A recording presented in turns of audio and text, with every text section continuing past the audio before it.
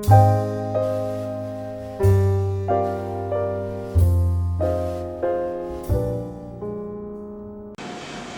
friends and students, today we'll learn how a human excretory system works. Our body is going through many metabolic activities, and these metabolic activities produces many harmful or toxic substances. So these substances should be released from our body on timely basis. This is known as excretion. Now, what is an excretory system is?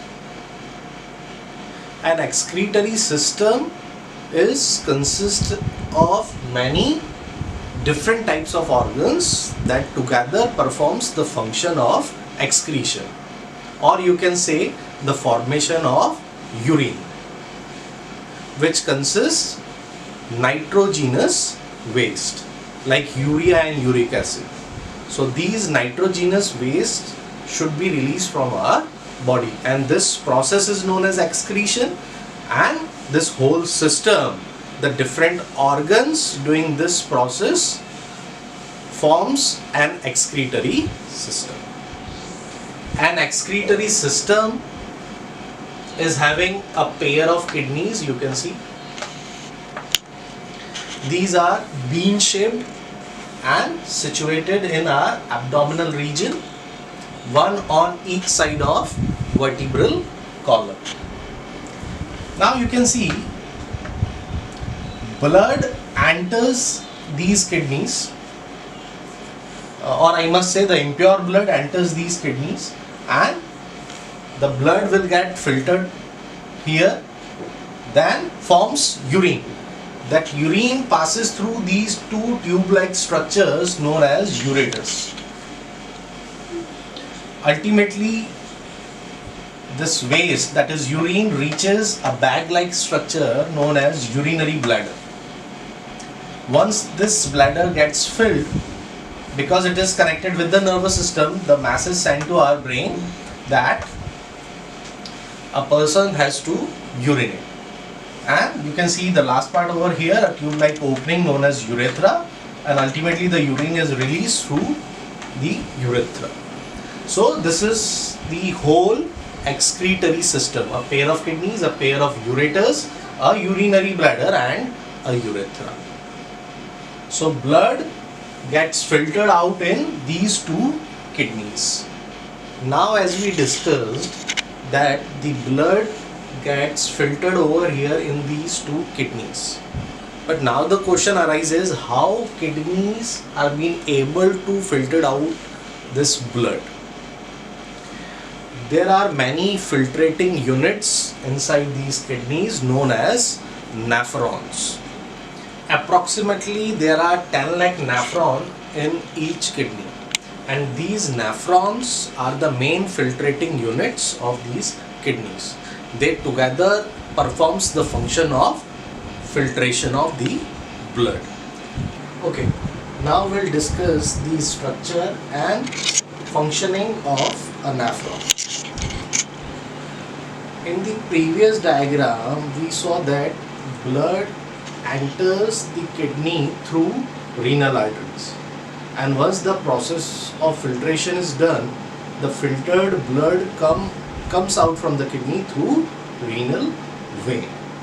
Now here we will discuss how the process works inside the kidney.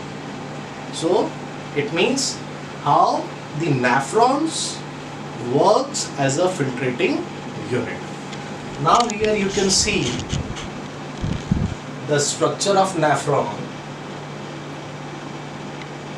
Here this is the main part. It consists of a cup-like structure or a cup-like sac known as Bowman's capsule. And inside this Bowman's capsule, there are some coiled capillaries. These coiled capillaries of this structure is known as glomerulus. So this Bowman's capsule is the main filtrating unit. blood enters in a nephron through afferent arteriole, and it enters the Bowman's capsule and it gets filtered through the glomerulus. This filtration is known as ultrafiltration. And the pure blood comes out through the afferent arteriole.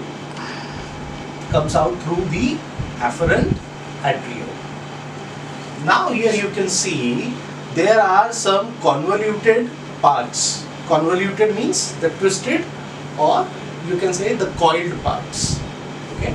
So this part, this convoluted part from here to here, this is known as proximal convoluted tubule.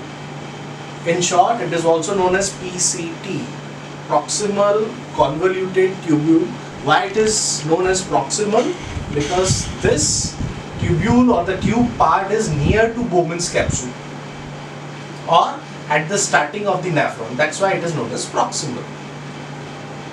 Then there is this loop. This loop is known as loop of Henle.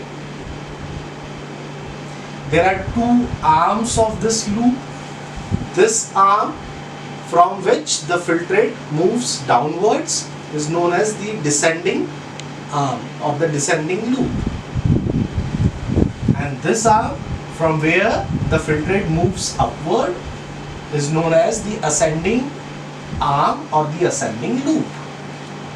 Then here again you can see there is this convoluted tubule. This is known as distal convoluted tubule. In short, it is known as DCT. Okay. Why this is known as distal convoluted tubule? Because this tubule is at the end of the nephron, at the terminating part, you can say. Then this tubule is connected with a duct known as the collecting duct. Here all the filtrate, or you can say the urine, is collected over here. So this is the general structure of a nephron. So what is the main filtrating unit? The Bowman's capsule, which consists of glomerulus. So this whole part does the filtration process, and this filtration is known as ultrafiltration. Now what is the role of these parts? The filtration is done over here. Now what is the role of these parts? These parts are required for the reabsorption of useful material or substances. Our body produces approximately 180 liters of filtrate in a day. Can you imagine? 180 liters of filtrate in a day. But out of this 180 liter, we only urinate 1 to 3 liters per day. Only 1 to 3 liters of urine. So you can now imagine how much reabsorption of this filtrate is done in our body. So these convoluted parts are required for the reabsorption of useful substances. Now, what is the role of this part? This is PCT, or you can say the proximal convoluted tubule, because it is twisted, it is coiled, that's why it is known as convoluted. Here there is absorption of substances like salts, glucose, amino acids and water. So this is the main role of proximal convoluted tubule. What is the role? To absorb water, salts, glucose and some amino acids. Then what is the role of this loop? Also known as the loop of Henle, or you can say Henle's loop. Okay. In this descending branch or this descending arm of Henle's loop, there is absorption of water. And in this ascending branch, there is absorption of ions like sodium, chloride and potassium. Then this distal convoluted tubule, again there is absorption of some ions like sodium ion, chloride ion, potassium ion calcium, magnesium, and also the bicarbonate ions are also reabsorbed here. Then the collecting duct. Here the urine gets collected, and this collecting duct also reabsorbs the ions like sodium, chloride, urea, and some amount of water as well. Now the urine gets collected over here in this collecting duct. This urine now moves to ureters, and ultimately from ureters to urinary bladder, and it will release through the body through urethra. So this is how the human excretory system works.